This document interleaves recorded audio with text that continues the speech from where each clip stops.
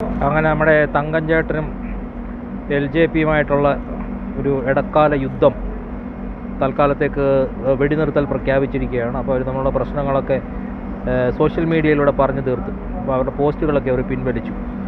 ആദ്യം തങ്കച്ചേട്ടൻ പറഞ്ഞ് എന്നെ അവൻ പിച്ചി, അപ്പോൾ അയാളൊന്ന് മാന്തി, അങ്ങനെ പ്രശ്നങ്ങളൊക്കെ ഇങ്ങനെ നാട്ടുകാർ മൊത്തം അറിയിച്ച് പത്രസമ്മേളനമൊക്കെ എന്തൊരു കാര്യമാണെന്നറിയാമോ? പത്രസമ്മേളനത്തിന് ഇതൊരു വിലയില്ല ഇവിടെ. ഇതുപോലെ പിച്ചുവെ മാന്തുകയും ചെയ്യുന്ന കഥയൊക്കെ എടുത്തിട്ട് പത്രസമ്മേളനമൊക്കെ നടത്തി നാട്ടുകാർക്ക് വേറെ പണിയൊന്നുമില്ലല്ലോ. അങ്ങനെയൊക്കെ ചെയ്ത് ഇനിയിപ്പോൾ ഏതായാലും അടുത്ത് ചെയ്യാൻ പറ്റുന്നൊരു നല്ല കാര്യമുണ്ട്. തങ്കം ചേട്ടനും ലിജോ LJPയും കൂടെ ഒന്നിക്കുന്നു വീണ്ടും.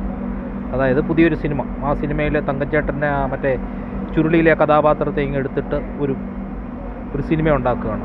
തങ്കം ചേട്ടൻ അതിനകത്തൊരു കശുവണ്ടി, ഒരു അണ്ടിക്കച്ചവടക്കാരൻ, കപ്പലണ്ടിയോ കശുവണ്ടിയോ എന്തെങ്കിലുമൊക്കെ ഒരു അണ്ടിക്കച്ചവടം നടത്തുന്ന ഒരാൾ, അയാളുടെ ജീവിതകഥ, അതിനകത്തുണ്ടാകുന്ന സംഭവ വികാസങ്ങളൊക്കെ വികസിപ്പിച്ചെടുത്തുകൊണ്ട് ഒരു പടം. ഇവർ രണ്ടും കൂടെ ഒന്നിക്കുന്നു. അപ്പോൾ ബദ്ധവൈരികളായ തങ്കം ചേട്ടനും LJP ഒന്നിക്കുന്നു എന്നൊക്കെ പരസ്യമൊക്കെ കൊടുത്തിട്ട് ശരിക്കും തന്നെ അങ്ങ് മാർക്കറ്റ് ചെയ്യണം.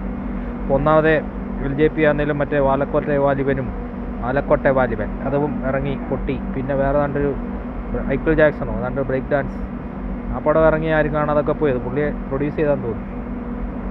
അങ്ങനെയൊക്കെ എല്ലാവരും ക്ഷീണത്തെ ഇരിക്കുക. പിന്നെ തങ്കച്ചേട്ടനാണെങ്കിലും ദുഃഖത്തില്ല. പണിയൊക്കെ കഴിഞ്ഞിട്ട് പിന്നെ കമലഹാസനൻ്റെ പ്രശംസാപത്രം മാത്രമേ കിട്ടിയുള്ളൂ. പടമൊന്നും കൊള്ളത്തില്ലായിരുന്നു, ശ്രദ്ധിക്കപ്പെട്ടുമില്ല. പിന്നെ സൂര്യയും പണി കൊടുത്ത്, കാർത്തിക് സുബ്ബരാജിൻ്റെ വക ഒരു പണിയും കിട്ടി. അങ്ങനെ ആ പട സങ്കടത്തിൽ വിഷമത്തിലും ഇരിക്കുന്ന തങ്കച്ചേട്ടനും ഇതൊരാശ്വാസമായിരിക്കും. രണ്ടുപേരും കൂടെ ഒന്നിക്കുക, എന്നിട്ട് അതിൻ്റെ പേര് പരസ്യം കൊടുക്കുക, പത്രസമ്മേളനം നടത്തുക, നാട്ടുകാരെ വിളിച്ചു കൂട്ടുക, എല്ലാവരെയും അറിയിക്കുക, വേണമെങ്കിൽ സെൻസർ ബോർഡിനോട് പറഞ്ഞൊരു കത്രികയും വെക്കാൻ പറയുക.